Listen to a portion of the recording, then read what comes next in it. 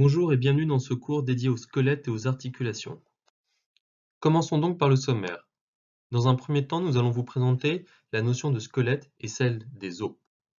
Dans un deuxième temps, nous allons vous présenter les différentes parties qui composent le squelette du corps humain. Dans un troisième temps, nous allons aborder la notion d'articulation. Nous allons définir cette notion et surtout nous allons la catégoriser. Dans un quatrième temps, nous allons vous présenter la notion de diarthrose, qui est une articulation spécifique. Et enfin, nous allons aborder la notion de mouvement articulaire. Commençons donc par le squelette et les os.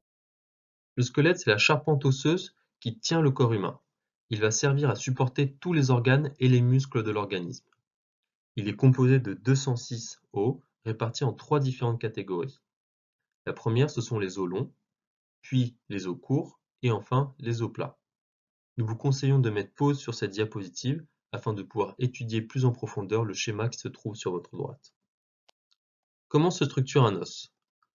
Un os est composé à la fois d'un tissu osseux compact, qui est très résistant dans sa partie externe, mais aussi d'un tissu qu'on dit spongieux, car constituant lamelles organisées en travées comme des éponges dans sa partie interne. Les os longs, contrairement aux os courts et aux os plats, possèdent dans leur partie centrale un canal contenant de la moelle osseuse jaune riche en graisse. Notez aussi que l'extrémité d'un os long s'appelle l'épiphyse. De quoi est composé un os? Il est tout d'abord composé du périoste, c'est un ensemble de couches de la périphérie des os longs et des os plats qui vont assurer la croissance de l'os en épaisseur. Puis, un os est aussi composé de l'os compact, qui est un tissu osseux dense qui permet le passage des nerfs et des vaisseaux sanguins dans l'os.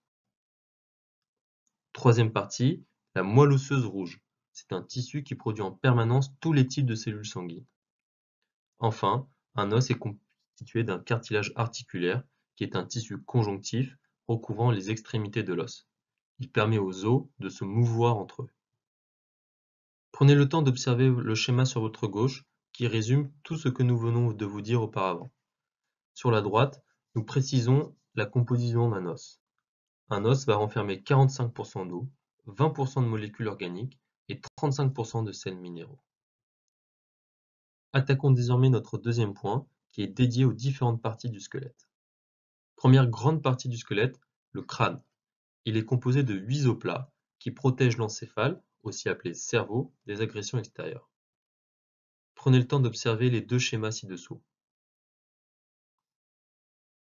Deuxième grande partie du squelette, la face. La face est composée de plusieurs os qui forment des cavités abritant certains organes. Ces cavités sont les orbites, qui vont abriter les yeux, les fosses nasales, qui permettent l'odorat, et la cavité buccale, qui permet le goût. Nous recensons enfin les différents os qui composent la face. Troisième grande partie du squelette, la colonne vertébrale. Ce qu'il faut retenir sur la colonne vertébrale, c'est qu'elle est composée de 33 vertèbres. Et que, à la manière du crâne qui protège l'encéphale, la colonne vertébrale va protéger la moelle épinière. Notez aussi que les vertèbres sacrées forment le sacrum et les vertèbres coccygènes forment le coccyx.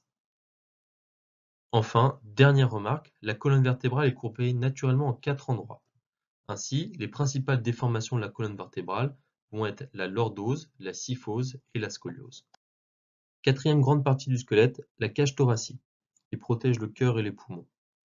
Cinquième grande partie, les ceintures. On distingue la ceinture scapulaire, qui lie les membres supérieurs au tronc, de la ceinture pelvienne, qui va lier les membres inférieurs au tronc. La ceinture scapulaire est constituée d'une clavicule et d'une omoplate, tandis que la ceinture pelvienne comprend les deux os coxaux, qui sont aussi appelés les os iliaques. Sixième grande partie et dernière partie, les membres. On distingue les membres supérieurs, qui sont les bras, les avant-bras et la main. Au nombre de 2, ils vont permettre l'action de saisir, ce qu'on appelle la préhension. Chaque membre supérieur est composé d'un numérus, d'un radius et d'un cubitus, de 8 os carpiens, de 5 os métacarpiens et de 15 phalanges. Les membres inférieurs, eux, forment la cuisse, la jambe et le pied. Ils vont permettre de se déplacer, ce qu'on appelle la locomotion. Tout comme les membres supérieurs, nous disposons de 2 membres inférieurs. Chacun de ces membres va comprendre un fémur, un tibia, un péroné, 6 os tarsiens, 6 os métatarsiens et 15 phalanges.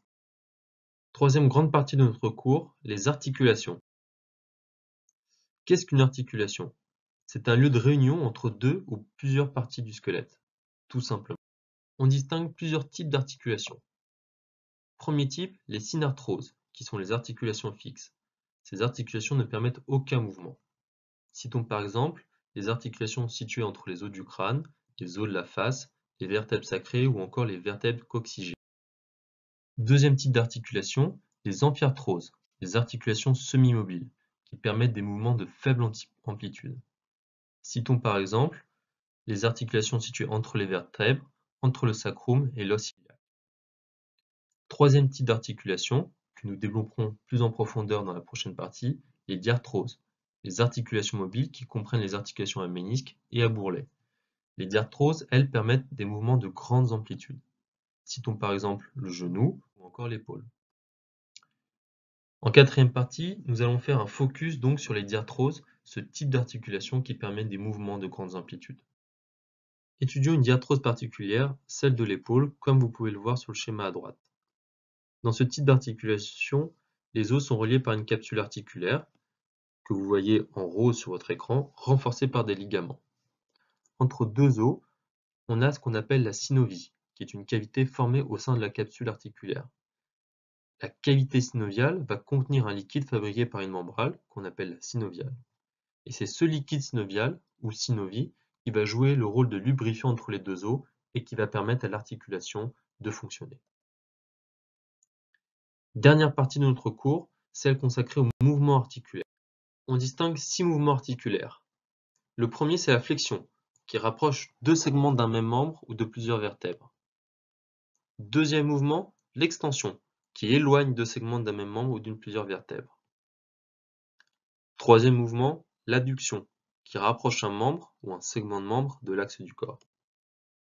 Quatrième mouvement, l'abduction, qui éloigne cette fois-ci un membre ou un segment de membre de l'axe du corps. Cinquième mouvement, la rotation, qui permet, comme son nom l'indique, de faire tourner un segment du corps autour d'un axe. Enfin, sixième mouvement, la circumduction, qui consiste à décrire un cercle avec un segment du corps. Vous devez retenir aussi qu'il existe deux mouvements propres aux membres supérieurs. Le premier, c'est la pronation, qui est un mouvement de l'avant-bras provoquant une rotation de la main, amenant la paume de l'avant vers l'arrière ou du haut vers le bas. Si vous n'avez pas compris, pas de problème, un schéma récapitulatif sera présent à la diapositive suivante. Deuxième mouvement, la supination, qui là est un mouvement de l'avant-bras provoquant une rotation de la main, toujours, et qui cette fois amène la paume de l'arrière vers l'avant ou du bas vers le haut. Tous les mouvements articulaires vous sont présentés avec ces schémas. N'hésitez pas donc à faire pause pour mieux les analyser. Merci d'avoir regardé cette vidéo. Surtout si vous avez des questions ou des remarques, n'hésitez pas à nous écrire un mail ou à nous contacter directement via notre plateforme sur le chat. N'hésitez pas non plus à liker notre page Facebook ou à nous suivre sur Twitter. Nous mettons souvent à disposition de nouvelles vidéos gratuites ou des promotions. À bientôt sur Prépa Academy.